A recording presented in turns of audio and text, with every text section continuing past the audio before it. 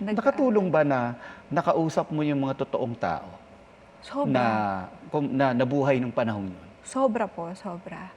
Kumbaga parang yung research, kaya nating i-research lahat yan. Most of my projects naman na ginagawa, lagi ako naka-base sa research, ano yung mga pwedeng makahelp sa akin dito. Pero this, yung sa Comfort Women na nakausap natin, ano sila iba yung kwento nila kasi alam mong naranasan nila. Yung naka one-on-one mo sila, naka face-to-face mo sila. Iba yung feeling na kinukwento nila sa'yo. Tsaka ramdam mo sila. Yun yung talagang tumatak sa akin and I'm very happy.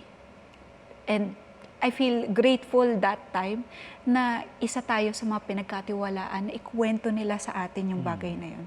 Na alam mong sobrang sensitive.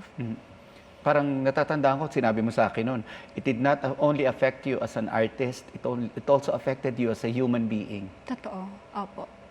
Na yun din, yun rin yung nakwento ko sa'yo na mas na-appreciate ko yung trabaho ko as an actor. Para mabigay ng inspirasyon sa inyo, kung makapagpasaya sa inyo. Nag-iba yung tingin mo sa trabaho mo, no? Na malaki pala yung impact talaga natin sa kanila.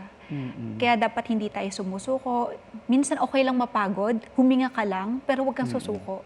Kasi itong mga taong to hindi napapagod eh. Hindi sila napagod, hindi sila sumuko.